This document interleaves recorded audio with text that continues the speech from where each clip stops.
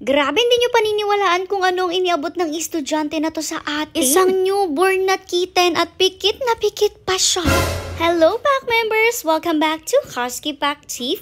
This morning, eto nga naganap sa ating mansyon. Bale, meron ngang nagtawag dito na dalawang estudyante. Napakaaga nito guys kasi naman suspendido ang klase dito sa atin dahil sa bulkan. At saka ko na nga lang ichichika sa inyo kung anong naganap sa bulkan. Sa ngayon, focus muna tayo dito sa dalawang estudyante kasi nga nagtawag siya dito at may inaabot kay Kuya Edmar nyo. Diyos ko, hindi nyo paniniwalaan kung ano iniabot niya na nakapatong nga po sa papel. Bali, ayan, tinawag na rin ni Kuya Edmar nyo si Mother. At eto nga guys, yung iniabot ng dalawang estudyante, isang kuting. At hindi ito guys yung normal na kuting na nalilimot natin na medyo malaki na, nakakalakad-lakad na ng konti. Kasi itong kuting na to, parang bagong anak lang siya, if not one day nakaanak, 2 days. At ang masama pa, sobrang hina niya ni hindi siya umiiyak man lang guys.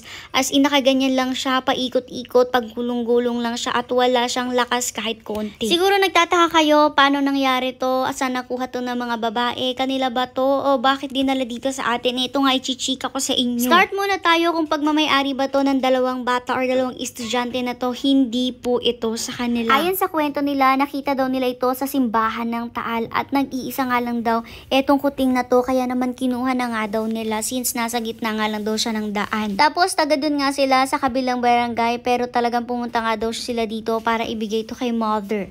Sa langit ah.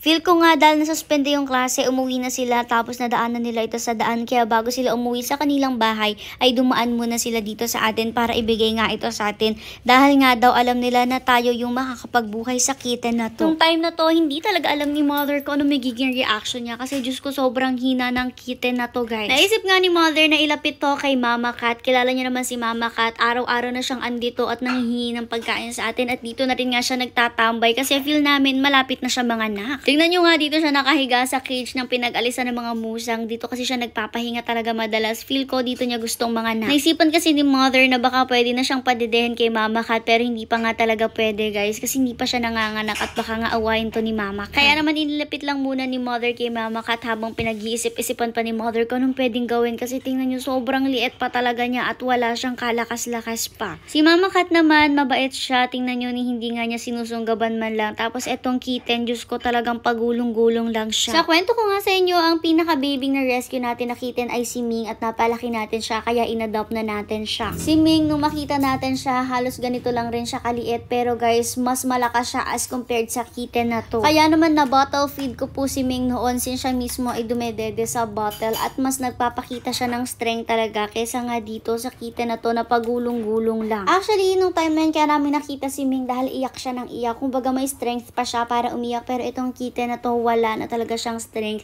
ni hindi man lang siya makamiyaw kahit konti. Sobra yung awa ni Mother sa kitten na to at iniisip niya sino bang kayang gumawa ng ganito, yung magtapon ng ganito pakaliit. Ang mga tao talaga hindi na nila naiisip na buhay rin ang itinatapon nila at para sa kanila ay parang laruan lang or bagay lang yung itinatapon nila. Eto nga tinry na nilapit ni Mother kay Argus at ang bait-bait rin naman ng Argus natin kaya eto dito muna inilagay ni Mother sa isang box na may tela. Sa ngayon nga isipan pa ni Mother kung ano mga kailangan natin gawin pero syempre kailangan natin siyang padedehin. Kaya naman ayan dito muna siya inilagay ni Mother para kahit papano makafilm siya ng konting warm. Kaya rin nga maliit na box yung pinaglagyan niya kasi alam nyo naman yung mga ganitong kitten gusto nila palagi silang may kasiksikan since sanay sila nakasiksikan yung mga kapatid nila. Syempre hindi na rin nga natin alam kung may mga kapatid ba to, kung may kasamahan ba siya kasi nga po ayan kita nyo naman mag-isa nga daw siyang nakita nung dalawang babae. At ayan nga meron na naman tayong baby ngayon at hoping talaga tayo na syempre mapalaki natin siya at syempre lumaban na rin siya kasi sa totoo lang sobrang hina na niya ngayon. Pero syempre ilalaban natin siya, tayo mismo hindi tayo susuko at eto nga talagang guys kailangan na rin natin bumili